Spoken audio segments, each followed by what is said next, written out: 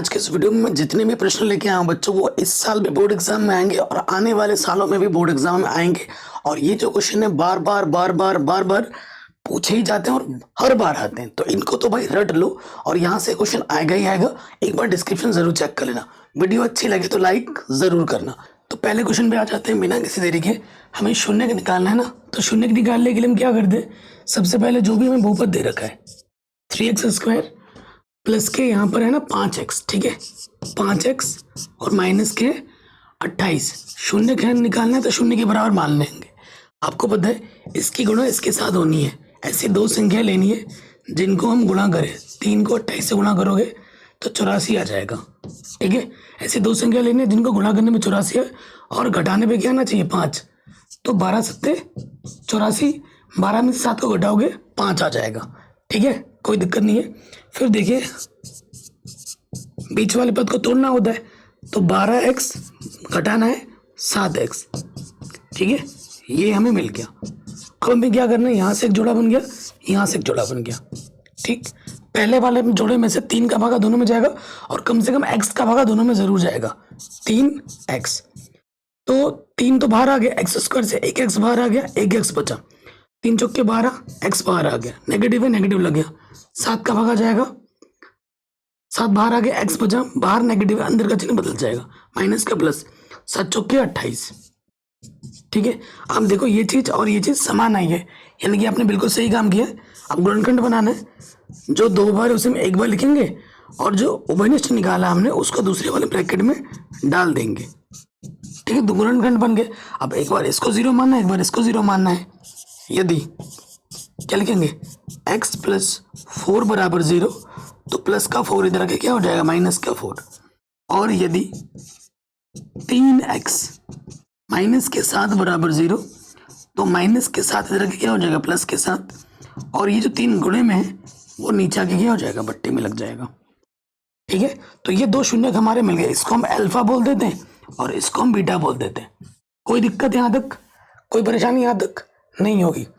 अब आप देखिए, ठीक है, चूंकि जांच करनी है हमें हमारे पास a क्या होता है, x² का गुणज को हम a कहते हैं, 3 है। b क्या होता है, x का गुणज कितना है, 5। और c क्या होता है हमारा अचर पद, अचर पद कितना है, माइनस के 28, ठीक है, कोई दिक्कत नहीं। अब हमें जांच करनी है। पहली जांच जो करनी है वो है शून्यकों का योगफल। ये क्वेश्चन आपके एग्जाम में जरूर आएगा गारंटी के साथ, शून्यकों का योगफल। तो शून्यकों का योगफल का जो सूत्र होता है वो होता है अल्फा प्लस बीटा बराबर माइनस के b/a। ये हमारा सूत्र होता है, ठीक। अल्फा का मान हमारे पास माइनस के 4 है, प्लस बीटा का मान हमारे पास 7/3 है, ठीक है। उसके बाद b हमारे पास कितना है बच्चों, 5, और a हमारे पास कितना है, 3 है। तो यहाँ से देखो लॉसअप आ जाएगा, 4 × 3 = 12 प्लस 7/3, और यहाँ पर है माइनस के 5/3। 12 में से 7 घटाएंगे, माइनस के 5 बचेगा, इधर भी माइनस के 5/3 और इधर भी हमारा माइनस के 5/3। तो दोनों तरफ क्या हो गए, बराबर आ गए। तो जांच पहली वाली आराम से हो गई। अब नेक्स्ट वाले पे आ जाओ। नेक्स्ट जांच हमें क्या करनी है, शून्यकों का गुणनफल करना है, ठीक है। क्या करना है, शून्यकों का गुणनफल, नंबर 2, ठीक है। शून्यकों का गुणनफल वेरी वेरी इंपॉर्टेंट क्वेश्चन है। अल्फा गुणा बीटा क्या होता है, c/a होता है। ये सूत्र आप जानते हैं, भली बात ही, ठीक है। अल्फा गुणा बीटा क्या होता है, c/a। तो अल्फा का मान हमारे पास माइनस के 4 है, रख देंगे, और बीटा का मान है 7/3, ठीक है। c हमारे पास क्या है, 28 माइनस के, और a हमारे पास है 3। तो 7 चौके 28, इधर ऊपर ऊपर गुणा नीचे नीचे, और इधर भी है माइनस के 28/3। दोनों तरफ क्या है बच्चों, बराबर है। तो ये देखो जांच भी हमारी कंप्लीट हो गई। शून्य निकाला और उनकी सत्यता की जांच भी कर दी। वेरी इंपॉर्टेंट है, आएगा ही आएगा। अगर ये क्वेश्चन नहीं आएंगे ना, तो आप मुझसे जो बोलोगे मैं आपके लिए वो करने के लिए रेडी हूँ। लेकिन आपका भला चाहता हूँ बच्चों, मैं आपका दोस्त हूँ, आपका भाई हूँ, आपका भला ही चाहता हूँ, और क्वेश्चन छाट के लाया हूँ, और यहाँ से आएगा ही आएगा, ये मेरा दावा है, ठीक है। इस टाइप के प्रश्न जरूर आएंगे। जैसे ये वाला प्रश्न हर साल बोर्ड एग्जाम में आता है, लगभग बार बार पूछा जा रहा है। तो क्या करेंगे, सिद्ध करने वाला प्रश्न है और देखो स्पेशल टाइप के क्वेश्चन, जो नीचे है वही ऊपर है, बस चिन्ह का फर्क है। तो ऐसे प्रश्न हम क्या करते हैं, परिमेयकरण करते हैं। तो हम यहाँ लिखेंगे बायां पक्ष लेने पर, ठीक, बायां पक्ष लेने पर। चैप्टर वाइज मैंने इंपॉर्टेंट क्वेश्चन ऑलरेडी पढ़ा रखे हैं, इसके लिंक्स मिलेंगे आपको डिस्क्रिप्शन पे, ठीक है। तो बायां पक्ष जो है उसको एक बार लिख दो, क्या है 1 प्लस साइन है, ठीक है, बट्टे में क्या है 1 माइनस के साइन है, यही चीज है। अब हमें क्या करना होता है, परिमेयकरण करना होता है। परिमेयकरण क्या होता है, जो नीचे है ना उसके विपरीत चिन्ह से, माइनस है तो प्लस, उससे गुणा करना होता है। 1 प्लस साइन है, 1 प्लस साइन है, ठीक, विपरीत चिन्ह से हमने क्या कर दिया गुणा। और यहाँ लिख भी दो ब्रैकेट में परिमेयकरण करने पर, जैसे एग्जाम में लिखना बिल्कुल वैसे लिखा रहा हूँ, ठीक है। अब परिमेय जब करण करेंगे आप देखोगे, नोटिस करो कि भैया 1 प्लस साइन है, 1 प्लस साइन है, एक जो चीज अगर 2 बार गुणे में तो घात में 2 लग जाती है, तो यहाँ पे भी क्या हो जाएगा 1 प्लस साइन ए की घात में 2 लग जाएगा। और भैया ये क्या है a minus B, A plus B के रूप में। तो भैया ये सूत्र आपको पता होगा कि भैया a माइनस बी अगर a प्लस बी इस रूप में होता है तो इसका सूत्र होता है a स्क्वायर माइनस के बी स्क्वायर, लगा दो, ठीक है। ये a की जगह पर है 1 और ये b की जगह पर है साइन, ठीक है।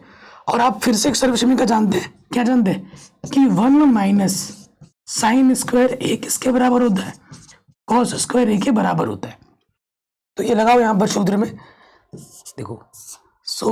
इसको अभी खोलेंगे नहीं, इसको भी अंडर रूट में ही रखेंगे। और 1 का स्क्वायर तो 1 ही होता है, 1 माइनस साइन स्क्वायर क्या होता है, कॉस स्क्वायर है, ठीक है। अब हम क्या करेंगे, अंडर रूट से बाहर निकालेंगे। अब हम क्या करेंगे, अंडर रूट से बाहर निकालेंगे। अंडर रूट से बाहर आने पे क्या होता है कि भैया जितना भी पावर अंदर है वो बाहर आके उसका आधा हो जाता है। इसकी घात 2 है, बाहर आके क्या हो जाएगी 1, 1 प्लस साइन ए हो जाएगा। बट्टे में ये कॉस स्क्वायर है ना, बाहर आके सिर्फ कॉस हो जाएगा। अब हम क्या करेंगे, अलग अलग बट्टे ले लेंगे, एक के बट्टे में कॉस ले लिया और यहाँ से साइन के बट्टे में कॉस ले लिया, ठीक है। एक बट्टा कॉस क्या होता है बच्चों, सेक होता है, तो ये सेक हो गया भाई। और साइन बट्टे कॉस क्या होता है, टेन होता है। आपको यही प्रूफ करना था। आगे बराबर राइट हैंड साइड के हम बायां पक्ष लेके चले थे और हम दायां पक्ष पे पहुंच चुके हैं। और लास्ट में यहाँ लिख दोगे हैंस प्रूव्ड, हिंदी में लिखोगे इति सिद्धम, ठीक है। यही हमें सिद्ध करना था। कोई डाउट या कोई दिक्कत नहीं होगी। आगे बढ़ते हैं। ये जो क्वेश्चन है बड़े नंबर में हर साल पूछा जाता है, बार बार पूछा जाता है। कह रहे एक मीनार के पाद बिंदु से 30 मीटर ऊंची दूसरी मीनार के शिखर का जो उन्नयन कोण है वो 60 डिग्री है, और दूसरी मीनार के पाद बिंदु से पहले मीनार के शिखर का उन्नयन कोण 30 डिग्री है। दोनों मीनारों के बीच की दूरी और पहले मीनार की ऊंचाई भी हमें ज्ञात करनी है।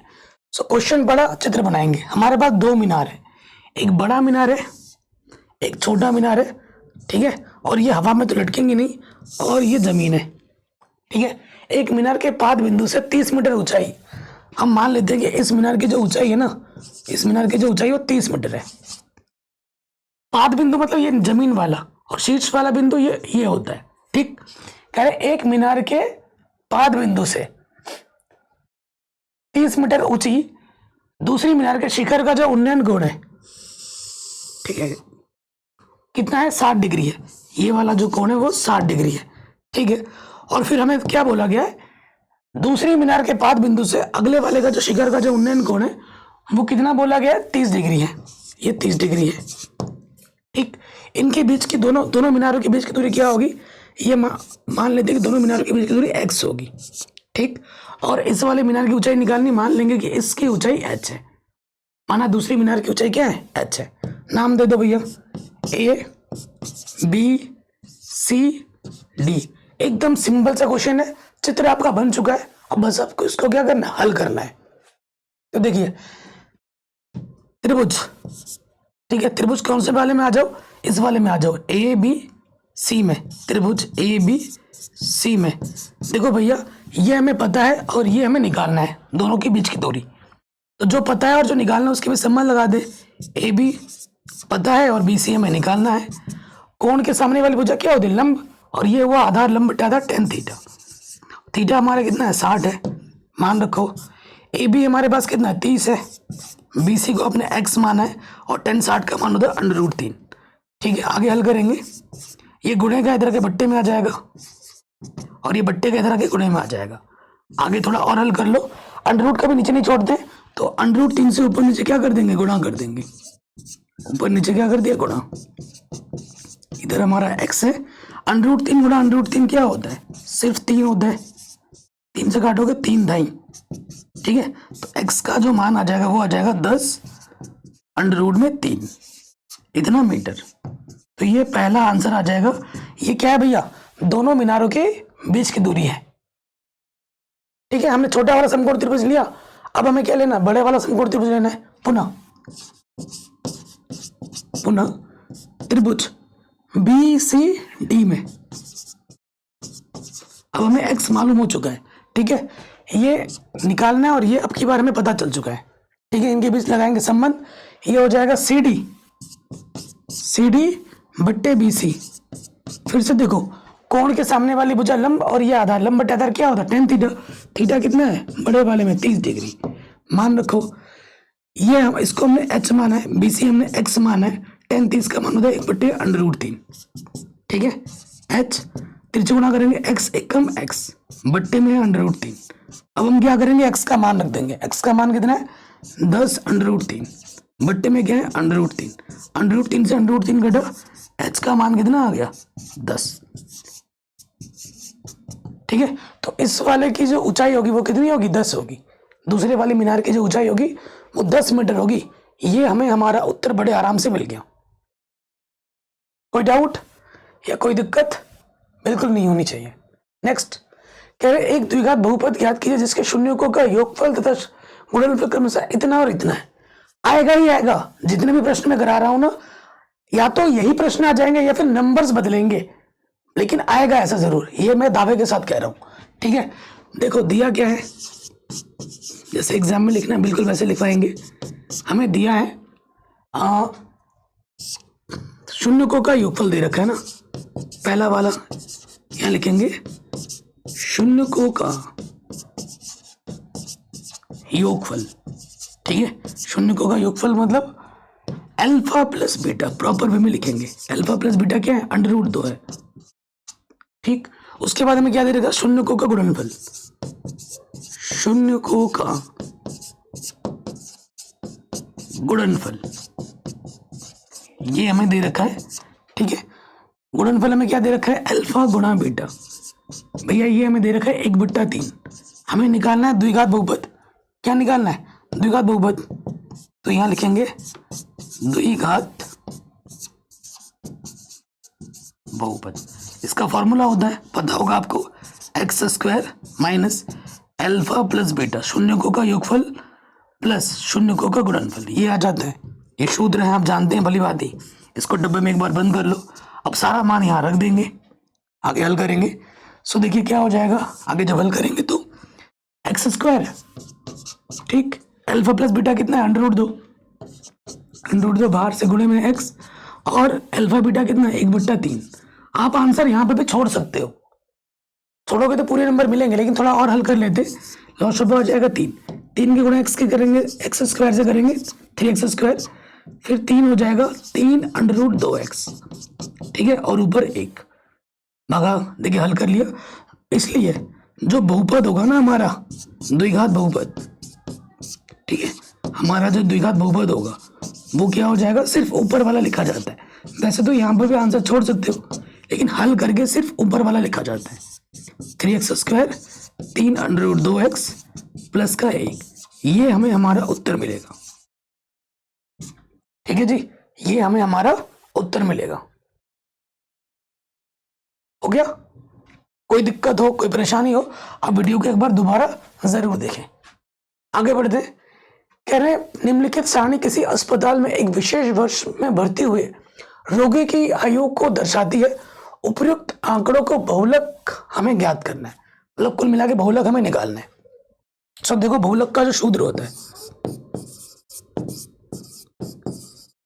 बहुलक का जो सूत्र होता है वो होता है L plus F1 minus F0 गुणा H बट्टे में क्या होता है बच्चों, 2F1 माइनस F0 माइनस के F2 होता है। ये सूत्र होता है। तो बहुलक तो अभी हम निकालेंगे, उससे पहले चीज हमें क्या देखनी होती है, बहुलक में जो हमें डाटा दिया गया, आंकड़े दिए गए, उसको देखो। 6 पे खत्म हो रहा है, 6 से शुरू हो रहा है, 12 पे खत्म हो रहा है, 12 से शुरू हो रहा है। जिस पे खत्म हो रहा है उससे शुरू होना अनिवार्य है, नहीं तो हम आगे हल नहीं कर सकते। सही है। उसके बाद हमें देखना होता है सबसे बड़ी बारंबारता। सबसे बड़ी बारंबारता हमारे पास क्या है, ये है, ठीक है, F1 कहेंगे इसको। इसके बाद वाले को हम कहते हैं F2 और इससे पहले वाले को हम कहते हैं F0। और F1 के ऊपर वाला जो होता है ये हमारा बहुलक वर्ग है, ठीक है। यहां लिख देंगे चूंकि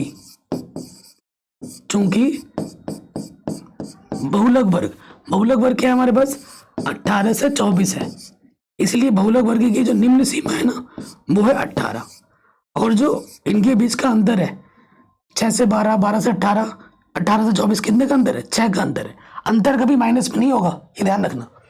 अब सभी मानों को उठाकर यहां रख देंगे, ठीक है। एल का मान कितना है बच्चों, एल का मान हमारे पास 18 है। F1 हमारे पास कितना है, 35। F0 हमारे पास है 25। H का मान हमारे पास है 6। 2F1 35 दूनी 70 माइनस का 25 और F2 कितना है हमारे पास 18, ठीक है। आगे कैलकुलेशन करेंगे। 18, 35 में से 25 घटाएंगे 10, 10 छंग 60, ठीक। यहां से देखो 25, 8 और 5 13 और 43, ठीक है। 70 में से 43 माइनस करना है, तो 7, 10 में से 3 घटाएंगे 7 बचेगा और ये 27 बचेगा। कितना, 27, काटो और 3 नम 27, 3 दूनी, ठीक है। अब 9 से भाग दे दो 20 में, 9 दूनी 18, ठीक। 0 हो जाएगा, 10 लगाएंगे, फिर से 9 दूनी 18, ये चलता रहेगा, 2.222 आता रहेगा, ठीक है। तो ये आ गया 18 प्लस में 2.22, 18 में 2.2 जोड़ दोगे तो ये आ जाएगा 20.22, ये लिख दोगे आंसर, ठीक है। ये हमें हमारा बहुलक आराम से मिल जाएगा। ओके बच्चों, कोई डाउट या कोई दिक्कत नहीं होगी, आएगा ही आएगा बोर्ड एग्जाम में। अगले प्रश्न में आ जाओ। ये इस साल बड़े नंबर में आने ही वाला है, 100% गारंटी है। कह रहे 2 अंकों की एक संख्या के अंकों का योगफल 9 है। यदि संख्या के अंकों का क्रम बदल दिया जाए तो प्राप्त संख्या मूल संख्या के जो पहली वास्तविक संख्या थी उससे 27 अधिक हो जाती है। संख्या आपको ज्ञात करनी है। बहुत ही शानदार जानदार क्वेश्चन है। सो देखिए कैसे करेंगे। सबसे पहले मान लो, माना 2 अंकों की संख्या है बच्चों, एक इकाई का अंक होगा, एक दहाई का अंक होगा। ये हमारा इकाई का अंक है, ये हमारा दहाई का अंक है। मान लेते इकाई का अंक x और दहाई का अंक y है, ऐसे मान लेंगे। माना इकाई का अंक क्या x तथा दहाई का अंक क्या y, ऐसे एग्जाम में लेना है, इसलिए वास्तविक रूप क्या होगा, संख्या का वास्तविक रूप। तो वास्तविक रूप क्या होता है, दहाई के स्थान पर y, दहाई मतलब 10, तो ये हो जाएगा 10y प्लस x। और पलटने पर ये वाला इधर आ जाएगा और ये वाला इधर, पलटने पर संख्या, ठीक है, पलटने पर संख्या क्या हो जाएगा 10x प्लस y हो जाएगा, ठीक है। अब आ जाओ क्वेश्चन में। क्वेश्चन में क्या है, प्रथम शर्तानुसार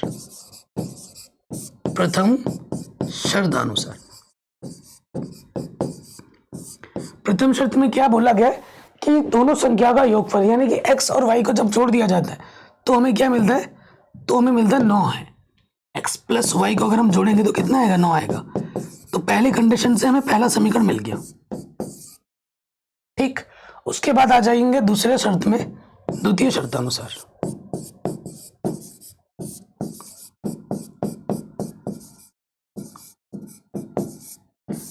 द्वितीय शर्त में क्या है, हमें प्रश्न में यह बोला गया था कि जो प्राप्त संख्या है पलटने पर मूल संख्या से 27 अधिक है। मतलब ये जो पलटने पर संख्या आई है 10x प्लस y, ये मूल संख्या से, मूल संख्या जो ये वाली संख्या है 10y प्लस x से कितनी अधिक है, 27 अधिक है, ठीक है। इसको इधर लेके आओ, प्लस का x इधर के माइनस का हो जाएगा और प्लस का 10y इधर आके माइनस का 10y हो जाएगा। वेरी वेरी इंपॉर्टेंट क्वेश्चन है। 10 में से एक x घटाएंगे तो बचेगा 9x और यहाँ से बचेगा माइनस के 9y और इधर है 27। ठीक है, इधर कितना है 27 बचेगा। 9 इधर से क्या आ जाएगा उभयनिष्ठ, 9 उभयनिष्ठ निकालो, 9 बाहर आ गए, 9 एक कम 9, 9 एक कम 9। ठीक है, ये 9 गुणे में इधर के बट्टे में आ जाएगा, 9 3 27। तो हमारे पास हमें मिलेगा x माइनस वाई बराबर 3। समीकरण नंबर 2। अब हमें क्या करना है, समीकरण 1 को और 2 को हल कर लेना है, x और y के मान आ जाएंगे तो हल कर लेंगे। समीकरण 1 तथा 2 से। ठीक है, समीकरण 1 क्या है हमारे पास, x प्लस वाई बराबर 9 और दूसरा है x माइनस वाई बराबर 3। ठीक है, समान चिन्ह है, y का विपरीत है, y हटाते हैं तो जोड़ देंगे, जोड़ने पर ये घटा, यहाँ पे लिख भी देना, जोड़ने पर जो भी काम करोगे ना वो लिखना पड़ता है। तो x और x हो जाएगा 2x और 9 3 हो गया 12, 2 छंग 12। x का मान कितना आ गया, 6 आ गया। x का मान कितना आ गया, 6। अब देखो x का मान किसी भी समीकरण में रख दो, चूंकि x प्लस वाई हमारे पास कितना है, 9 है। x का मान अभी हमारे पास हमको 6 मिला है, यहाँ रख दो। ठीक है, प्लस का 6 इधर आके क्या हो जाएगा, माइनस का 6। तो y का मान कितना आ जाएगा, 3। ठीक है, y का मान 3 आ गया, x का मान 6 आ गया, यहाँ पर रख दो वास्तविक संख्या में। ठीक है, अतः संख्या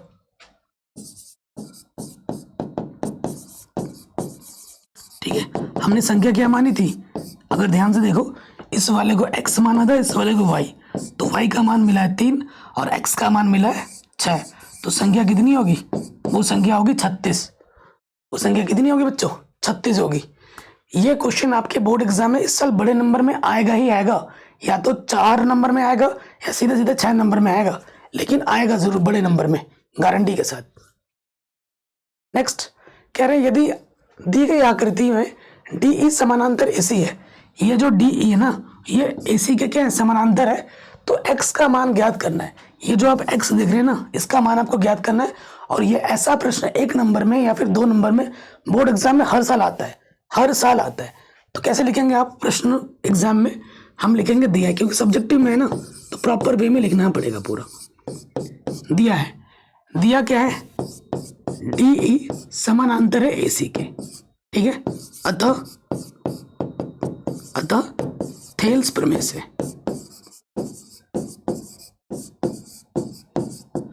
ठीक है, अतः थेल्स प्रमेय से, थेल्स प्रमेय से क्या हो जाएगा, देखो थेल्स प्रमेय क्या कहती है कि अगर ये भुजा इसका समानांतर हो तो क्या होता है, BD बट्टे DA किसके बराबर होगा, BE बट्टे EC।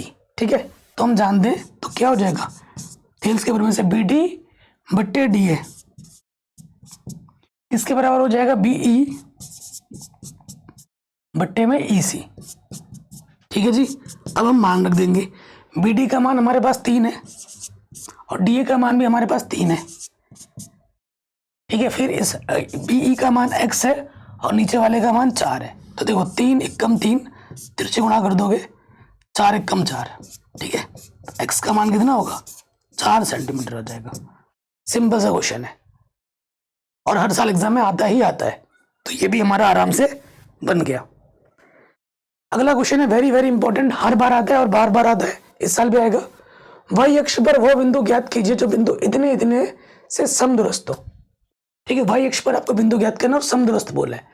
ठीक है, और समदूरस्थ भी बोल सकता है, या फिर ऐसा क्वेश्चन आ सकता है, अनुपात पूछ सकता है, अंतर विभाजन के लिए पूछ सकता है।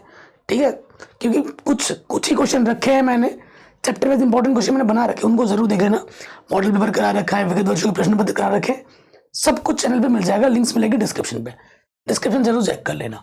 हमारे पास एक रेखाखंड देखो बच्चों, ये एक रेखाखंड है जिसमें ये बिंदु A है, जो A हमें दे रखा है ना 6,5 है, और ये हमारा B बिंदु है, B हमें दे रखा है -4,3। ठीक है, इसके बीचों बीच एक बिंदु P है जो कि y अक्ष पे बोला है। y अक्ष के लिए x निर्देशांक क्या होता है, 0 होता है। माना वो बिंदु क्या है, P है। ठीक है, माना वो बिंदु P है जिसका निर्देशांक 0,y होगा। अब वो देखो, अगर ये y हमें क्या बोल रहे हैं, वाई अक्ष पर वो बिंदु ज्ञात कीजिए। इस क्वेश्चन को हम दो तरीकों से कर सकते हैं, ठीक है। समदूरस्थ, दोनों के बीच की दूरी बराबर होगी, ये तरीका तो है ही है। और एक तरीका जो आपके एनसीईआरटी में नहीं होगा और ना ही आपको कोई टीचर बताएगा, मैंने नहीं देखा किसी को बताते हुए। तरीका क्या है कि अगर कोई मध्य बिंदु, ठीक है, अगर कोई मध्य बिंदु इसको दो हिस्सों में बांट रहा है तो ये 1:1 में विभाजित होती है, तो इसको हम विभाजन सूत्र से भी कर सकते हैं, और विभाजन सूत्र से करोगे तो एकदम ही आसान हो जाएगा, एकदम आसान हो जाएगा, ठीक है। सो विभाजन सूत्र से हम लाके भी दिखा सकते हो कि 1:1 में विभक्त करेगा, ठीक है। तो एग्जाम में जैसा लिखना है वैसा करके दिखाता हूँ। पहले मैं बीच की दूरी से करके दिखाता हूँ, फिर आपको बताऊंगा बात की बात, ठीक है। फिर दूसरा तरीका बताते हैं। तो देखो प्रश्नानुसार क्या है हमारे पास, प्रश्नानुसार हमें क्या बोला, समदूरस्थ यानी कि ए और पी के बीच की दूरी, जो ए पी है वो किसके बराबर है, पी बी के बीच की दूरी के बराबर है। यहाँ पर सूत्र लग जाएगा दो बिंदुओं के बीच की दूरी, ठीक है। सो यहाँ देखिए ये आपका x1 है, ये आपका x1 है, ये आपका x2 हो जाएगा। जैसे सब करा देना पहले वैसे मैं करा दे रहा हूँ, उसके बाद मेरा टेक्निक बताऊंगा। और उसके बाद देखो y1 माइनस के y2, ये हो गया। फिर पीबी में आ जाओगे, ये x1 हो जाएगा, x1 माइनस माइनस प्लस होता है x2 का वर्ग, और y1 क्या है y, और y2 है 3, y1 माइनस y2 का वर्ग। देखो भैया इधर भी अंडरवुड है, इधर भी अंडरवुड है, अंडरवुड हटाने के लिए हम क्या करते हैं, दोनों तरफ भैया वर्ग कर देते हैं। वर्ग करने पर वर्ग करोगे ये अंडरवुड और ये अंडरवुड हट जाएगा, 6 में से 0 घटाओगे 6 आ जाएगा, 6 का वर्ग 36। अब इसको खोलोगे a माइनस बी का होल स्क्वायर, a का वर्ग 5 का वर्ग 25 प्लस b का वर्ग माइनस के 2 अभी 5 दूनी 10। फिर यहाँ जाओगे 4, 4 का वर्ग 16, यहाँ से इसको खोलोगे a का वर्ग प्लस b का वर्ग माइनस के 2ab, तो होती है 6, ठीक है। अब आप देखो प्लस का वाई स्क्वायर प्लस का वाई स्क्वायर कटा, ठीक है। और 16 और 9 कितना होता है 25, 25 से 25 भी कटा, ठीक है जी। अब देखिए संख्या को एक तरफ रखेंगे बाकी सबको दूसरी तरफ, माइनस का 10y उधर जाके क्या हो जाएगा प्लस के 10y, और यहाँ तो पहले से ही 6y ऑलरेडी है तो यहाँ से बचेगा 4y, ठीक है। 4 9 36, तो y का मान कितना आ गया, y का मान आ गया 9, ठीक है। इसलिए जो बिंदु P होगा वो होगा 0, y माना था आपने, तो y का मान कितना आ गया 9, तो आंसर होगा 0,9। आंसर क्या होगा 0,9 होगा, कोई दिक्कत नहीं होगी। दूसरा तरीका क्या है, अगर आप निकालना चाहते हो तो विभाजन सूत्र से निकल सकता है। ये x1 है, ये y1, ये x2 है, ये y2, ये आपका m1 है और ये आपका m2 है। आपको y निर्देशांक निकालना है, ठीक है। सूत्र क्या होता है, y बराबर m1 y2 m2 y1 बट्टे में m1 प्लस m2, इसमें लगा के देख लेना यही आएगा। एक अगले प्रश्न में आ जाओ, वेरी वेरी इंपॉर्टेंट है और हर साल पूछा जा रहा है, लगभग पिछले साल भी ये आया था माध्यिका निकालने के लिए, सेम क्वेश्चन इतने साल पूछा गया है, इस साल भी आने के चांसेस बहुत ज्यादा हाई है। क्वेश्चन में क्या बोल रहे हैं, किसी विद्यालय की कक्षा 10 के 51 छात्राओं के गणित में प्राप्तांक के आंकड़े निम्नवत किए गए हैं, माध्यक प्राप्तांक ज्ञात कीजिए। तो माध्यक निकालना है, ठीक है। देखो क्लास में टोटल छात्र कितने हैं 51 है, शानदार क्वेश्चन है इसी वजह से लिया है मैंने। और यहाँ पर अगर ध्यान से देखो लास्ट में आपको 51 दिख रहा है, माध्यक निकालना है, माध्यक को माध्यिका भी कहते हैं ना।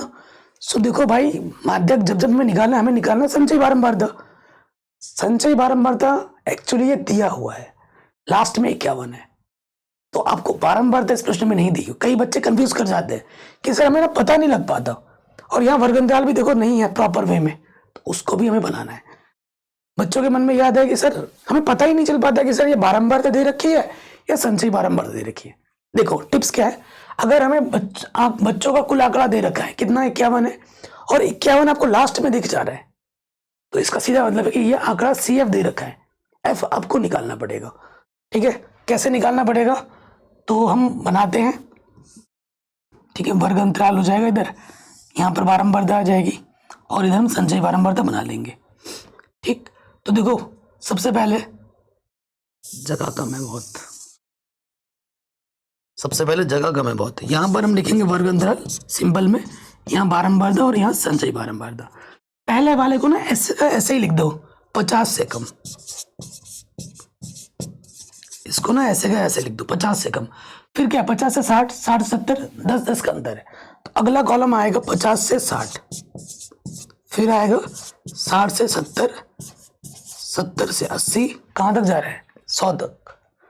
हाँ, फिर 80 से 90, ठीक है, और फिर 90 से, ठीक है, 90 से 100, 90 से 100। ठीक, कितने कॉलम है 1 2 3 4 5 6, 1 2 3 4 5 6, ठीक है। ये सब देखा करना, आपसे एक भी एग्जाम में गलती हो सकती है। संचयी बारंबारता में दे रखा है 16, फिर दे रखा है 20, फिर हमें दे रखा है 27, फिर दे रखा है 36, फिर है 43 और लास्ट में 51। अब संचयी बारंबारता जब हम बारंबारता निकालते हैं ना तो क्या होता है, पहला वाला वैसे का वैसे आ जाता है। अब घटाना होता है, 20 से 16 घटाओगे 4, 27 में से 20 घटाओगे 7, 36 में से 27 घटाओगे क्या आ जाएगा 9, ठीक है।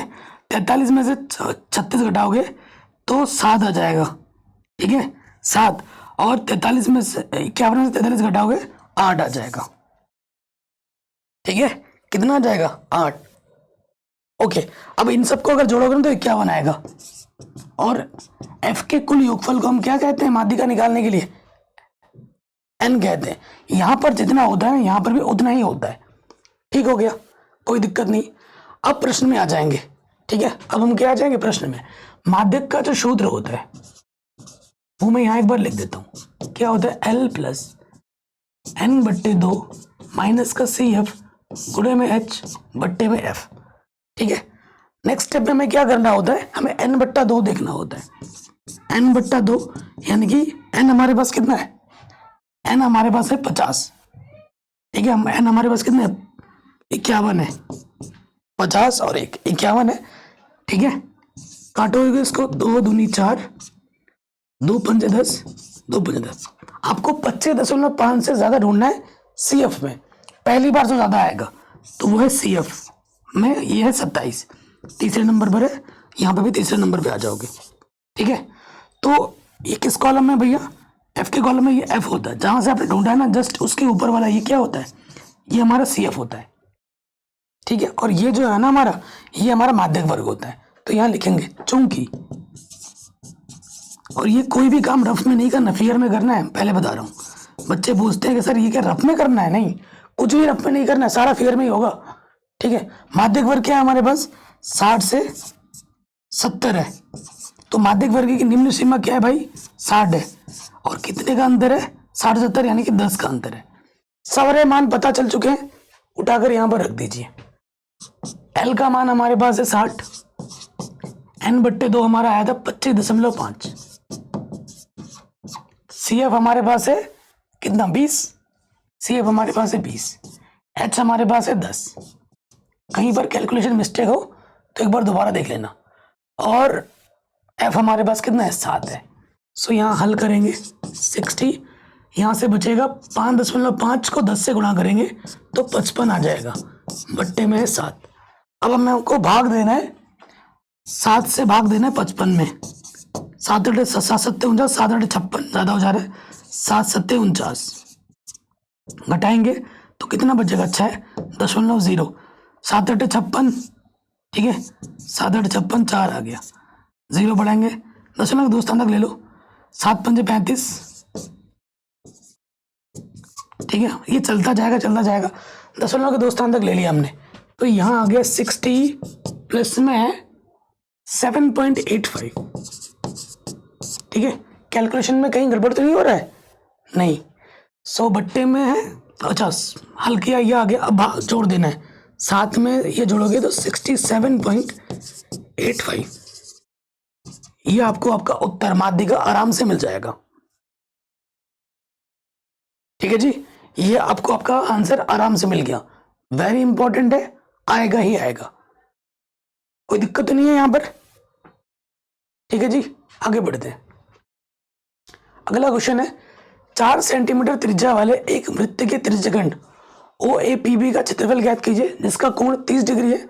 संगत दीर्घ त्रिज्यखंड का क्षेत्रफल भी आपको ज्ञात करना है। पाई का मान 3.14 है। आएगा ही आएगा ऐसा एक प्रश्न, 100% गारंटी है। ठीक है, सो देखो हमारे पास वृत्त है, वृत्त का केंद्र हमें बोला गया है ओ, यहाँ पर एक त्रिज्यखंड काटा गया है। ये जो त्रिज्यखंड है छोटा वाला, इसे हम लघु बोलते हैं, जिसको मैंने काला काला कर दिया। ठीक है, ओ ए पी बी, ओ ए यहाँ कहीं पी होगा, यहाँ कहीं बी। ठीक है, हमें दिया क्या है प्रश्न में लिखेंगे, दिया है क्या दिया है, कोण दे रखा है, थीटा दे रखा है 30 डिग्री। ठीक है, और त्रिज्या दे रखा है 4। ठीक है, त्रिज्या आर बराबर दे रखा है 4 सेंटीमीटर। तो सबसे नंबर 1 पे हमें निकालना है त्रिज्यखंड का क्षेत्रफल, छोटे वाला। यहाँ आप लघु भी लिख सकते हो। ठीक है, त्रिज्यखंड, लघु त्रिज्यखंड का क्षेत्रफल निकालना है। ठीक है, जिसका सूत्र होता है थीटा बट्टे 360 गुणे पाई आर स्क्वायर। मान रखेंगे। सो देखो थीटा हमारे पास है 30 डिग्री, बट्टे में 360, पाई का मान है 3.14 और आर का मान हमारे पास है 4 गुणे 4। ठीक, कटा 3 कम 3, 3 दूनी 6, 4 3 12। ठीक है, अब ऊपर पर गुणा करो, 4 चक्कू 16, हासिल लगा 1, 4 1 कम 4 और 1 5 और 4 3 12, बट्टे में 3, भाग दे दो, 3 चौके 12, 3 1 कम 3, 2 हो गया, बचा 26 हो गया, 3 8 24। ठीक है, 2 फिर बच गया, 20 हो गया, 3 छंग 18।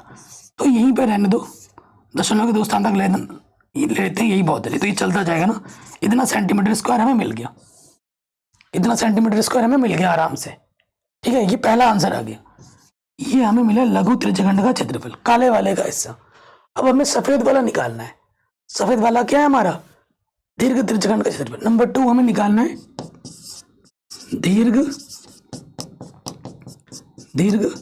त्रिज्यखंड का क्षेत्रफल, ये हमें निकालना है। इसका सूत्र होगा, कैसे निकलेगा, जब वृत्त के क्षेत्रफल में से ये जो काला काला पिज्जा का स्लाइस तुमने काटा के खाया है, ये जब निकाल के फेंक दोगे तो ये सफेद वाला पूरा बच जाएगा। तो वही हम यहाँ पे लिखेंगे कि भैया ये तो होगा वृत्त का क्षेत्रफल माइनस होगा भैया क्या, लघु त्रिज्यखंड का क्षेत्रफल, लघु त्रिज्यखंड का क्षेत्रफल होगा। ठीक है, तो वृत्त का क्षेत्रफल क्या होता है भैया, पाई आर स्क्वायर होता है। और लघु तो जस्ट आपने अभी निकाला, डायरेक्ट उठा के ये मान रख दोगे, कितना 4.186। ठीक है, पाई का मान कितना है 3.14, आर का मान क्या है 4 का वर्ग। ठीक है, सो 3.14, 4 चक्कू 16, उसमें से घटा देना है 4.186। ठीक है, ये आपको घटा देना है। तो अब आपको क्या करना है भैया, गुणा करना है। गुणा करना आता होगा, इसको सॉल्व करना, इसको गुणा करके इसमें से घटा देना, जो भी आएगा वो आपका क्या हो जाएगा, उत्तर हो जाएगा। अब कमेंट करके देखता हूँ कौन सा बच्चा इसका कैलकुलेशन करके आंसर देता। कैलकुलेटर का यूज नहीं करना है, खुद अपना पेन चलाना है कॉपी में। ठीक है, इसका आंसर देखना है और अपनी जो कॉपी, ठीक है, अपने इंस्टाग्राम आईडी पे मुझे टैग कर देना। मैथमेटिक्स एनालिसिस करके वीडियो डालने और सर्च करोगे ना, वहाँ पर इंस्टाग्राम में मेरा यूज़र आईडी आ जाएगा, वहाँ पर अपनी ये फ़ोटो डाल के मुझे टैग कर देना, मैं आपका लाइक ज़रूर करूँगा फ़ोटो पे आके। ठीक है, चलिए आगे बढ़ते हैं। नेक्स्ट क्वेश्चन क्या है, केंद्र ओ वाले वृत्त पर बाह्य बिंदु टी से 2 स्पर्श रेखा टी पी और टी क्यू खींचा गया है। ठीक है, सिद्ध कीजिए कि जो पी टी क्यू होगा वो दुगना होगा ओ पी क्यू के। ठीक है, ये क्वेश्चन लोगों को बहुत टफ लगता है, लेकिन है बड़ा आसान। उदाहरण का क्वेश्चन है, लेकिन वेरी वेरी इंपॉर्टेंट है और बार बार एग्जाम में पूछा जाता है। ठीक है, तो मैं भी इसको सॉल्व करूंगा बहुत ही सिंपल वे में। सबसे पहले देखो ओ पी क्यू ये है, इस वाले कोण को ना मैं थीटा मान लूंगा। माना कि जो हमारा कोण ओ पी क्यू है वो क्या है, थीटा है। ये हमने इसको थीटा मान लिया, कोई दिक्कत कोई परेशानी नहीं होगी। अब देखो, आप जानते हैं, आप क्या जानते हो, इस वाले कोण को अगर मैं एक्स बोल दूं, ठीक है, इस वाले कोण को मैं एक्स बोल दूं, पी टी क्यू। ठीक है, पी टी क्यू को मैं क्या बोल दूं, एक्स बोल दूं। तो क्या होगा देखो। उससे पहले आप जानते प्रमेय, प्रमेय 10.1 से। अच्छा ये तो हमने मान लिया, हमें कुछ दिया तो है नहीं, खाली ये बोल रखा है कि ये, आप जानते हैं कि ये किसी बाह्य बिंदु से अगर हम इस पर जगह खींचते हैं तो उनकी लंबाई आपस में बराबर होती है। ठीक है, ये जानते हैं। हमें सिद्ध क्या करना है वो यहाँ लिख दो, ये हमसे छूट रहा था, सिद्ध करना है। क्या सिद्ध करना है कि कोण पी टी क्यू किसके बराबर होगा, कोण ओ पी क्यू के बराबर होगा, ये हमें सिद्ध करना है। प्रमेय 10.1 से क्या जानते हो, देखो हम ये जानते हैं ना कि यहाँ पर, यहाँ से लेकर यहाँ तक का जो कोण होगा टोटल, ठीक है, वो कितना होगा, वो होगा 90 माइनस थीटा। वो कितना होगा, 90 माइनस थीटा होगा। और अगर मैं इससे इसको मिला दूं, ठीक है, तो यहाँ पे भी कितना कोण बनेगा, थीटा ही बनेगा।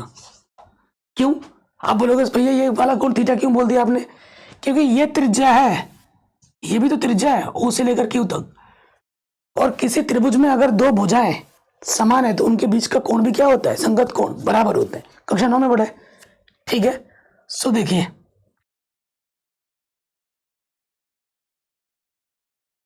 ठीक हो गया, ये चीज आ गई हमारे पास। अब देखो ओके, ये चीज आ गई, तो यहां से क्या हो जाएगा, देखो ये वाला क्या हो जाएगा, अगर इस वाले की बात करें, ये वाला कोण कितना होगा और ये वाला कोण कितना होगा। प्रमेय 10.1 से कोण P बराबर कोण Q, दोनों के दोनों कितने होंगे, 90 अंश के होंगे। P पर जो कोण बन रहा है, Q पर जो टोटल कोण बन रहा है वो 90 अंश का है। यहां से लेकर यहां तक 90 है और यहां से लेकर पूरा यहां तक 90 है। अब देखिए इतना तो बेसिक चीज है ना, समझ जाओगे। अब अगर मुझे यहां से लेकर यहां तक कोण निकालना है, ये कोण क्या हो जाएगा जिसकी हमें जरूरत भी है। अगर इसको मैं लिखूं कोण क्यू पी टी, ठीक है, कोण क्यू पी टी, ठीक है, ये चीज हमारे पास क्या हो जाएगी, ये चीज हो जाएगी हमारे पास 90 में से थीटा घटा देंगे तो उसके बराबर हो जाएगी। सेम चीज इसी प्रकार ये वाला जो कोण है पी क्यू टी, ये भी कितना हो जाएगा, 90 माइनस थीटा हो जाएगा। यहां से लेकर यहां तक का कोण, ये भी कितना हो जाएगा, 90 माइनस थीटा हो जाएगा। कोई दिक्कत यहां तक, कोई परेशानी यहां तक नहीं होगी। ठीक है, और हमने स्टार्टिंग में इसको क्या मान रखा है, थीटा मान रखा है। ओके, अब देखो भाई अगर ध्यान से देखोगे तो यहां से लेकर ये क्या है, एक त्रिभुज है, और त्रिभुज का तीनों कोणों का मान कितना होता है, 180 होता है। तो फिर से वही काम, उस गुणधर्म का उपयोग करेंगे, चूंकि त्रिभुज टी पी क्यू में सिंपल तरीका है, आपको ये तरीका किताब में नहीं मिलेगा, पहले बता रहा हूं, सिंपल तरीका ये क्या हो जाएगा, ये जो कोण टी है, ठीक है, कि कोण टी सिंपल लैंग्वेज में लिख रहा हूं, कोण पी और यहां से कोण क्यू किसके बराबर होगा, 180 के बराबर होगा। ठीक, कोण टी को आपने x बोला है और कोण p यहां से ये वाला कितना 90 माइनस थीटा है, 90 माइनस थीटा है, और कोण q ये वाला ये भी कितना 90 माइनस थीटा है, 90 माइनस थीटा किसके बराबर है, 180 के बराबर है। बहुत आसान हो गया एकदम। देखो 90 और 90, 180 से 180 घटा, इधर क्या बचा 0, इधर बचा x, थीटा माइनस के 2 थीटा, इधर बचा 0, तो माइनस के 2 थीटा इधर के क्या हो जाएगा प्लस के 2 थीटा। हो गया प्रूफ।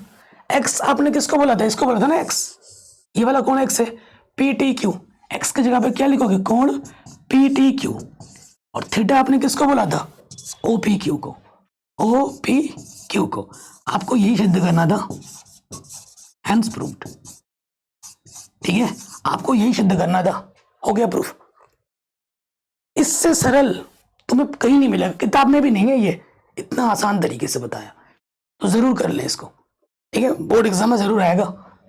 नेक्स्ट कह रहे हैं 52 तष्ट की पत्तों की गड्डी में से एक पत्ता यादृच्छा खींचा जाता है, प्रायिकता ज्ञात कीजिए कि वो इक्का है, वो लाल रंग है। सिंपल सा क्वेश्चन है, देख रहे हो कितनी बार पूछा गया लगातार, तो सिंपल सी बात है। देखो 52 ताश का पत्ता है, तो हमारे पास कुल पत्ते कितने हैं? हमारे पास कुल पत्ते हैं 52। ठीक है, पहले वाले में पूछ रहा है इक्का। तो आप जानते हैं ताश की पत्ती की जो कैटेगरी होती है, अगर मैं आपको चित्र बना के समझाऊं, ठीक है, ताश के पत्ते 52 का एक गड्डी होता है। ठीक है, इसकी 2 कैटेगरी है, 26 पत्ते, 26 पत्ते। 26 लाल होते हैं और 26 काले होते हैं। ठीक है, 26 लाल होते हैं, 26 काले। लाल की 2 कैटेगरी है जिसमें 13-13 पत्ते हैं, और काले की भी 2 कैटेगरी है। इसका 1 शॉट वीडियो मैंने ऑलरेडी बना रखा है, आप जरूर देखें। ठीक है, अब देखो हर कैटेगरी में इक्का बोला है, तो हर कैटेगरी में एक एक इक्का रहता है। तो कितनी कैटेगरी है? 4 कैटेगरी है। तो इक्का कितना होगा? हर कैटेगरी में एक इक्का, टोटल कैटेगरी है 4, तो इक्का होगा 4। ठीक, उसके बाद लाल रंग का पत्ता कितना है? लाल रंग का पत्ता है 26। ठीक है, नंबर 1, नंबर 2। तो नंबर 1 पे आ जाओ। इक्का आने की प्रायिकता, इक्का आने की, ठीक है, प्रायिकता निकालनी है हमें। तो प्रायिकता का जो सूत्र होता है वो क्या होता है भाई? वो होता है संभव परिणाम बट्टे में कुल परिणाम। ठीक, संभव परिणाम कितना है? इक्का 4, और कुल परिणाम कितना है? 52। 4 एकम 4, 4 तिया 12। तो जो आंसर आ जाएगा बच्चों वो आ जाएगा 1/13। ठीक, नंबर 2 पे आ जाओ। नंबर 2 पे मैं क्या निकाला? लाल रंग के पत्ते आने की प्रायिकता। लाल रंग के पत्ते आने की प्रायिकता। ठीक, तो वो क्या हो जाएगी? संभव परिणाम कितने हैं? 26, और कुल परिणाम है 52। 26 एकम 26, 26 दूनी 52। तो इसकी प्रायिकता है 1/2। ठीक, कोई डाउट, कोई दिक्कत नहीं होगी। अगले प्रश्न में आ जाओ। वेरी वेरी इंपॉर्टेंट क्वेश्चन है। कह रहे किसी त्रिभुज एबीसी की भुजा बीसी पर एक बिंदु डी इस प्रकार है स्थित है कि जो एडीसी है ना कोण, वो बीएसी के बराबर है, तो सी ए स्क्वायर इसके बराबर होगा। ये लगभग हर साल प्रूफ करने के लिए आ रहा है। ठीक है, 4 नंबर में भी आ सकता है या 2 नंबर में भी आ सकता है। 4 या फिर 2 में ही आएगा, उससे बड़े में कभी नहीं आएगा। तो देखो मैं पहले चित्र बना के समझाता हूं। हमारे पास एक त्रिभुज है, हमारे पास A B C, A B और यहां पर है सी। ठीक है, कह रहे हैं बीसी भुजा पर एक बिंदु डी है। बीसी भुजा पर यहां कहीं पर एक बिंदु डी है। कह रहे हैं जो कोण ए डी सी है, ए डी सी जो कोण है वो बराबर है बी ए सी के। ठीक है, ये मैंने दिखा दिया चित्र में। तो एग्जाम प्रश्न में जो दिया है वो पहले हम लिखेंगे। क्या दिया है? कि जो कोण ए डी सी है वो बराबर है बी ए सी के। जहां जरूरत पड़ेगी हम इसका इस्तेमाल करेंगे। हमें सिद्ध क्या करना है?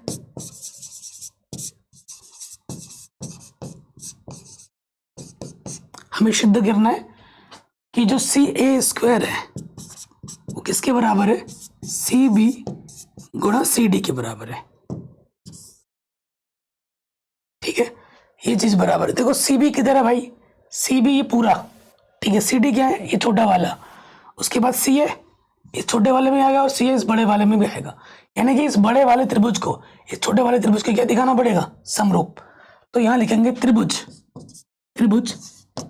ए डी सी तथा त्रिभुज बी ए सी में। ठीक है, क्योंकि जब 2 त्रिभुज समरूप होते हैं उनका संगत भुजा का अनुपात बराबर होता है, और इसी प्रॉपर्टी का हमें यहां पर उपयोग करना पड़ेगा। तो सबसे पहले देखो, एक कोण तो पहले ही बराबर दे रखा है। छोटे वाले में ये वाला कोण और बड़े वाले में ये वाला कोण बराबर है। तो इन शॉर्ट में यहां लिख सकता हूं कि जो ये तो दिया ही है ना, एडीसी कोण जो है बी ए सी के बराबर है। ये हम नहीं बोल रहे, ये तो प्रश्न में ही दे रखा है, दिया है। ठीक, नेक्स्ट अगर कोई एक कोण बराबर दिखा दो तो बात बन जाएगी। इस छोटे वाले त्रिभुज में भी सी आएगा और इस बड़े वाले त्रिभुज में भी सी आएगा। तो कोण सी बराबर कोण सी क्यों? क्योंकि ये उभयनिष्ठ कोण है। ठीक है, ये क्या है भैया? ये हमारा उभयनिष्ठ कोण है। ठीक, अगर किसी दो त्रिभुज में संगत दो कोण बराबर दिखा दो, तीसरा ऑटोमेटिकली बराबर हो जाता है, उसको दिखाओ ना दिखाओ काम चल जाता है। तो यहां लिख देंगे अतः एंगल क्राइटेरिया से, ठीक है, जो त्रिभुज ADC होगा वो समरूप हो जाएगा त्रिभुज BAC के। ठीक है, इसलिए जब दो त्रिभुज आपस में समरूप होते हैं उनके संगत भुजों का अनुपात बराबर होता है। यहां से आ जाएगा AC और यहां से आ जाएगा BC। देखो AC गुना AC करना है ना, तो इधर AC चाहिए, कब आएगा? इधर से AC लेना पड़ेगा, और यहां से AC लिया तो यहां से क्या आ जाएगा? DC। फिर से गुणा करोगे AC गुना AC स्क्वायर, और यहां से आ जाएगा BC गुणा DC। लिखो या CD लिखो, बात एक ही है, और यही हमें सिद्ध करना था। Hence proved. ठीक है, यही हमें सिद्ध करना था।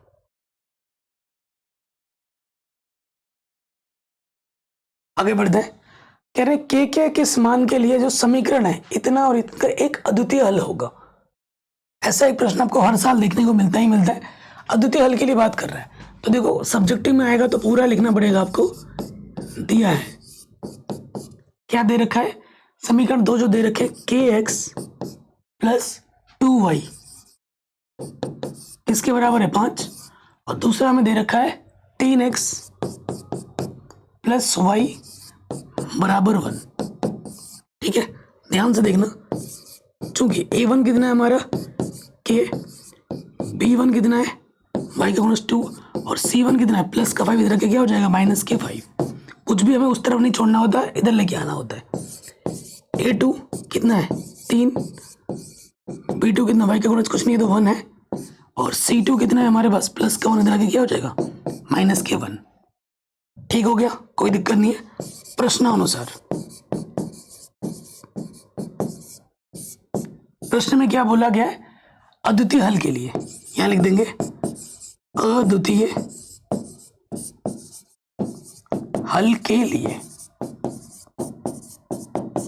ठीक है, ये हम लिख देंगे। अद्वितीय हल के लिए क्या होता है कंडीशन बच्चों?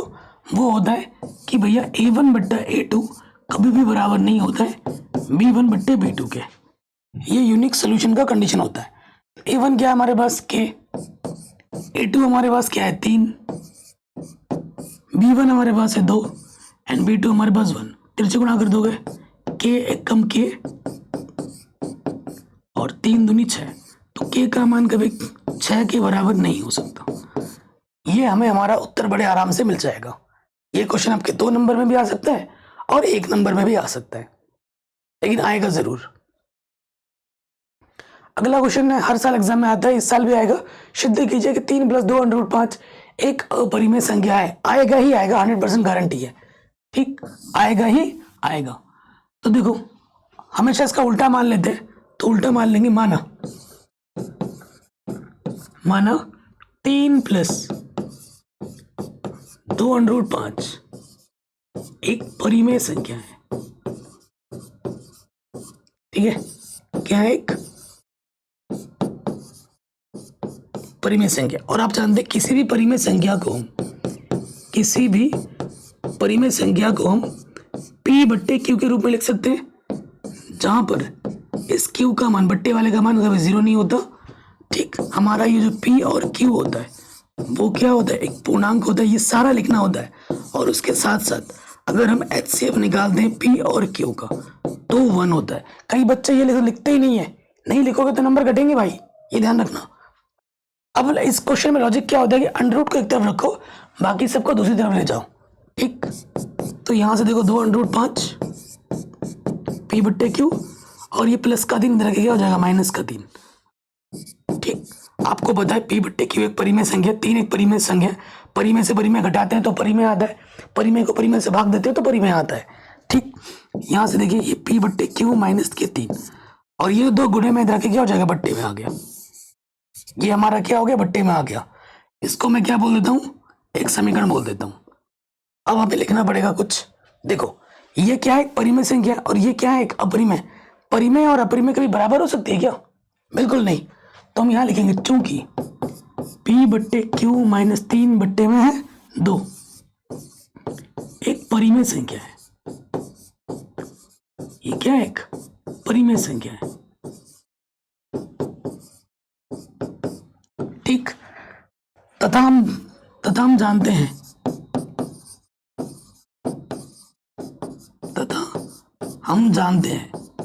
कि √5 अभाज्य संख्या के ऊपर अंडर होने पे क्या होता है? वो अपरिमेय होता है।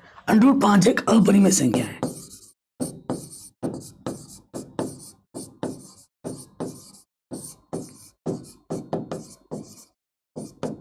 ठीक है, इसलिए ये जो चीज बराबर बोल रहे हैं ना, ये कभी बराबर नहीं हो सकती, ये चीज कभी बराबर नहीं हो सकती। तो परिमेय अपरिमेय के कभी बराबर नहीं हो सकता। अगर ये परिमेय होता तो इसको बराबर आना चाहिए था ना, ये तो बराबर नहीं आ रहा है, यानी कि हमने जो माना वो गलत है, अतः हमारी अवधारणा गलत है, अतः हमारी अवधारणा गलत है। ये हम यहां लिख देंगे। ठीक है, हमारी अवधारणा गलत होगी, इसलिए 3 + 2 √5 एक क्या होगी? एक अपरिमेय संख्या होगी, अपरिमेय संख्या होगी। ठीक है जी, यही हमें सिद्ध करना था। कोई डाउट हो तो, कोई दिक्कत हो, आप एक बार प्रश्न को दोबारा जरूर देखें। नेक्स्ट कह रहे हैं अभाज्य गुणनखंड विधि द्वारा 96 और 404 का HCF ज्ञात कीजिए और फिर इसका LCM भी ज्ञात कीजिए। वेरी इंपॉर्टेंट है, एग्जाम में आता है और बहुत इजी सा क्वेश्चन है। ठीक, तो सबसे पहले विधि बोल दिया उसने कि अभाज्य गुणनखंड विधि, तो यहाँ लिख देंगे टॉप ऊपर बड़ा बड़ा करके, अभाज्य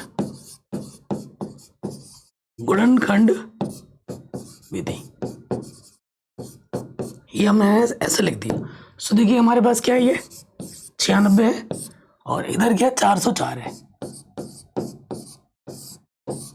काटेंगे इसको पहले 2 से, 2 चौके 8, 1 बजे 2 अट्ठे 16, 2 से कटेगा 2 दूनी 4, 2 चौके 8, फिर 2 से कटेगा 2 एक कम 2 और 2 दूनी 4, फिर काटेंगे 2 चंग 12, 2 3 6 और 3 एक कम 3। ठीक, फिर ये कटेगा 2 दूनी 4 0, 2 दूनी 4, फिर 2 एक कम 0, 2 एक कम और 101 एकम 101। 101 क्या होता है भैया? 101 होता है अभाज्य संख्या। तो 96 को मैं लिख सकता हूँ 2 कितनी बार है? 1 2 3 4 5, तो ये है 2 की घात 5 और 3 की घात 1। और 404 को मैं लिख सकता हूँ 2 कितनी बार है? 2 बार और 101।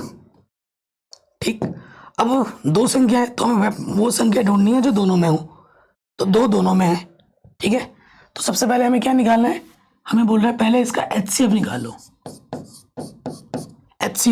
HCF क्या होता है? जो संख्या दोनों में है 2, उसकी न्यूनतम घात लेनी है। न्यूनतम घात कितने हैं? 2, 2 की घात 2 यानी 2 दूनी 4। LCM निकालो। उसके बाद LCM कैसे निकलता है? जो चीज दोनों में है उसकी मैक्सिमम पावर, 2 की मैक्सिमम पावर कितनी है? 5, और जो बच गया उसे गुणे में डाल दो 3। यार दिमाग में कैलकुलेशन पहले ही चलने लग गया, 303 आ जा रहा है, तो ये आ जाएगा 101। जो बच गया था उसको गुणे में डाल दिया। ठीक, सो 2 की पावर 5 का मतलब 2 दूनी 4 दूनी 8 दूनी 16 दूनी 32। ठीक है, ये हो गया 32 और ये हो गया 303। गुणा करो, 32 3 66,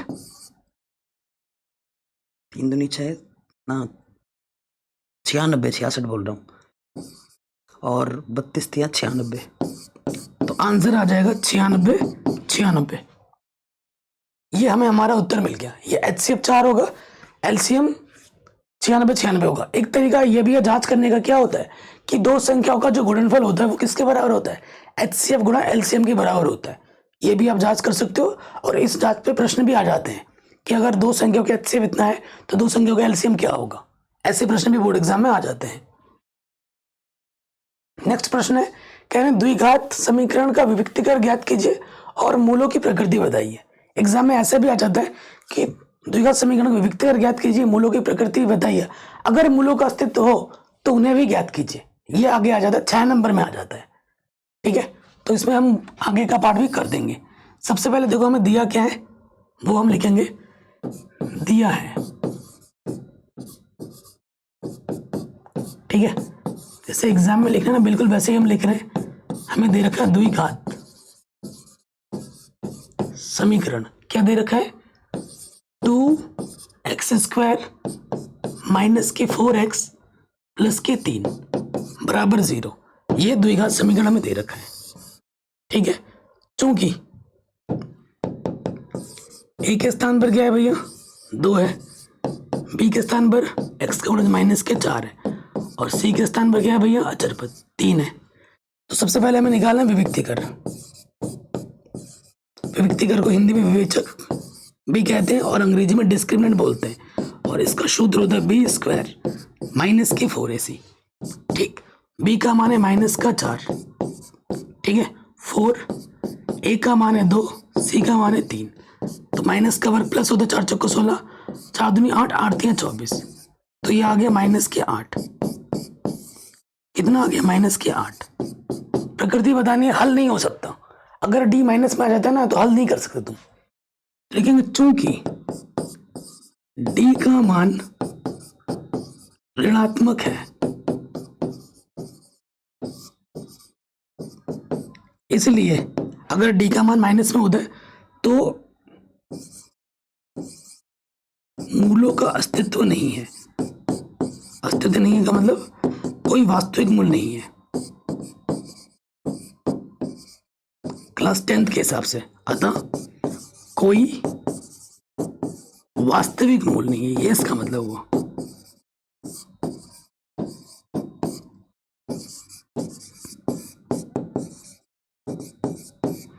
ठीक, ये हमें हमारा आंसर आराम से मिल जाएगा।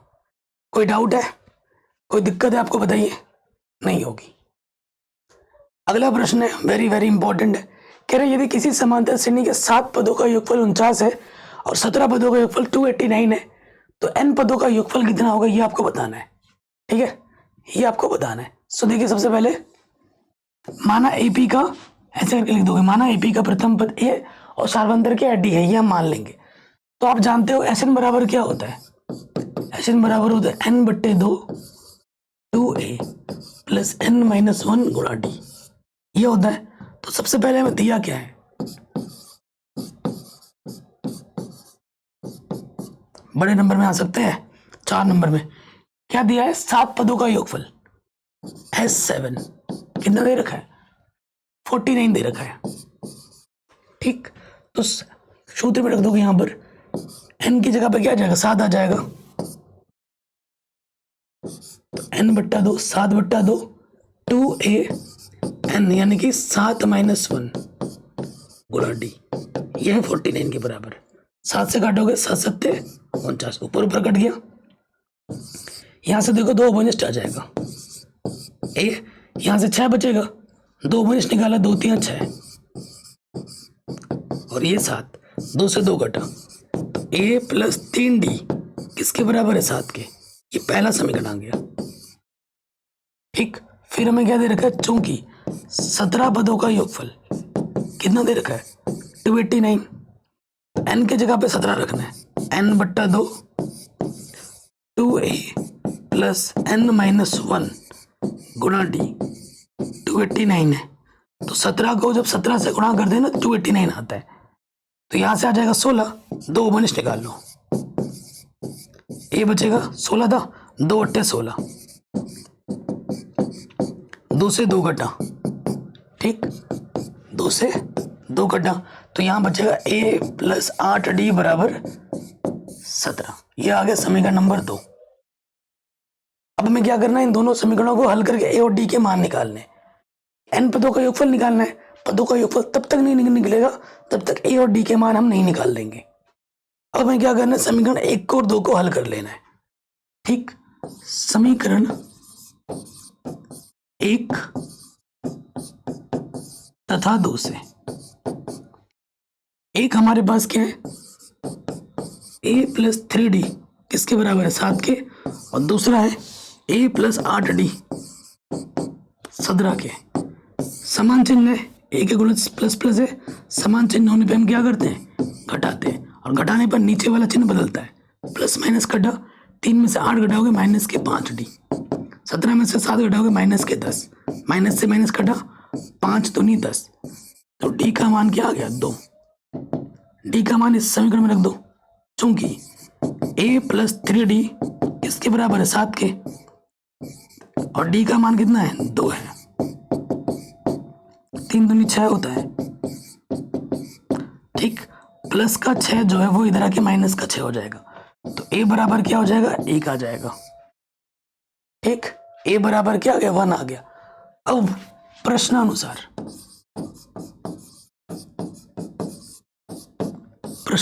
n पदों का योगफल,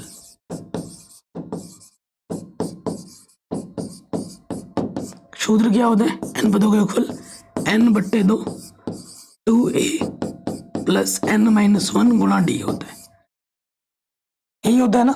सो अब हमें क्या करना है, अब हमें मान रखना है, n की जगह तो n ही रखना है, प्रश्न में n की जगह n बोला है, बट्टे में 2, a की जगह हमें मिला है 1, n की जगह n रखना है -1, और d की जगह पे कितना है, 2।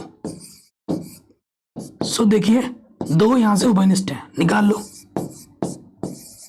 यहां से बचेगा 2 1 कम 2, और यहां से बचेगा n माइनस के 1, -1 प्लस 1 कटा, 2 से 2 कटा, n अंदर बचा n, n गुणा n क्या हो जाएगा, n²। तो हमें हमारा आंसर कितना मिलेगा, n² मिलेगा।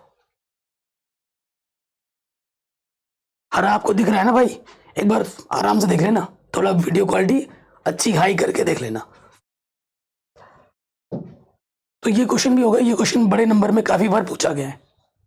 नेक्स्ट, निम्नलिखित बंटन एक मोहल्ले के बच्चों की दैनिक जेब खर्च को दर्शाती है, और जो माध्य जेब खर्च है ना वो 18 हो, तो लुप्त बारंबारता हमें ज्ञात करनी है। ये जो लुप्त बारंबारता f है ना, ये हमें ज्ञात करना है। काफी शानदार क्वेश्चन है, माध्य पर आधारित प्रश्न है, और इस क्वेश्चन को भी बोर्ड एग्जाम में ना बार बार रिपीट मोड में पूछा गया है। सो देखो माध्य में पहले ही दे रखा है, ठीक, माध्य में पहले दे रखा है, तो सबसे पहले यहां लिखते हैं वर्ग अंतराल, फिर हम लिखेंगे बारंबारता, फिर वर्ग चिन्ह, और अगला कॉलम आएगा fx का, ठीक। वर्ग अंतराल हमारे पास है 11 से 13, 13 से 15, 15 से 17, सब में 2-2 का अंतर है ना, 19, 19 से 21, कहां तक जा रहा है, 21 से 23, और 23 से 25, ठीक है। एफ हमें दे रखा है 7, 6, 9, 13, एफ 5, 4। एक्स क्या होता है, इन दोनों को जोड़ेंगे और आधा करेंगे, 11 और 13 का जोड़ोगे तो 24 आएगा, 24 का आधा 12, और सब में कितने कितने का अंतर है, 2-2 का अंतर है, 2-2 जोड़ते जाओ, 14, 16, 18, 20, 22, और ये हो जाएगा 24, ठीक है। अब क्या करनी है, एफ और एक्स की गुणा करनी है, 12 सत्ते 84, 14 छंग 84, 16 नम्मा 144,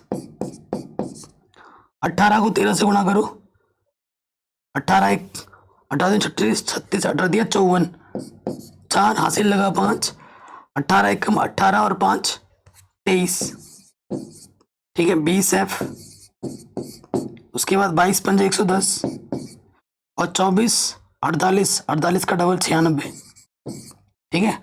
अब हमें माध्य दे रखा है ना प्रश्न में, तो माध्य बराबर जो सूत्र होता है प्रत्यक्ष विधि में, वो क्या होता है, सिग्मा एफ एक्स बट्टे में सिग्मा एफ। सिग्मा का मतलब कुल योगफल, एफ एक्स का कुल योगफल निकालना है, एफ का कुल योगफल निकालना है।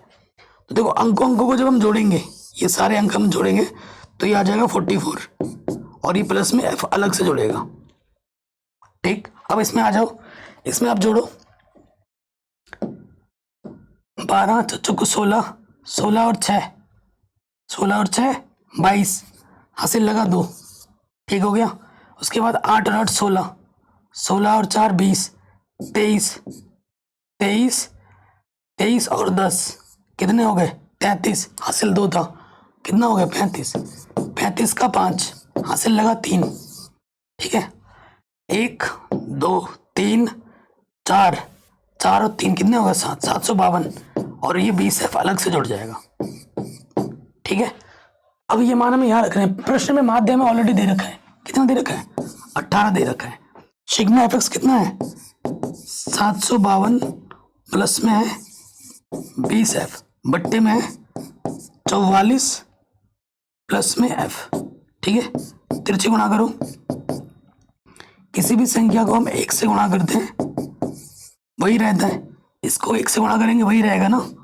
अब 18 को 44 से गुणा करोगे तो ये आ जाएगा 792 और 18F।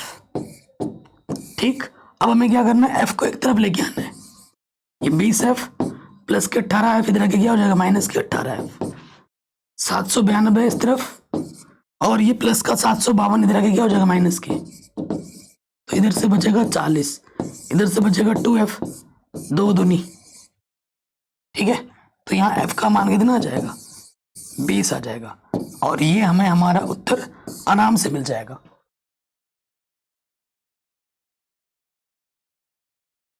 तो आशा करता हूं आज के वीडियो में मैंने जितने भी क्वेश्चन बताए हैं ये मोस्ट रिपीटेड है, मोस्ट इंपॉर्टेंट है और बोर्ड एग्जाम में बार बार पूछ जाते हैं। आपको सारे प्रश्न आ गए होंगे। ये इस वीडियो का पार्ट 1 था। अगर आप चाहते हैं कि सर हमें और ऐसे 10-15 क्वेश्चन बता दीजिए जो वेरी वेरी इंपॉर्टेंट है और बोर्ड एग्जाम में बार बार आते हैं, तो आप कमेंट कीजिए, मैं बना दूंगा। जय हिंद, अपना ख्याल रखें, मिलते हैं आपसे नए वीडियो में। बस अपने भी विश्वास रखो, मेहनत करो, बार बार रिवीजन करो, मुझे पता है आप बोर्ड एग्जाम में फोड़ के आओगे। और हाँ बच्चों, डिस्क्रिप्शन जरूर चेक कर लेना। ठीक है, चलिए मिलते हैं नए वीडियो में, अपना ख्याल रखें।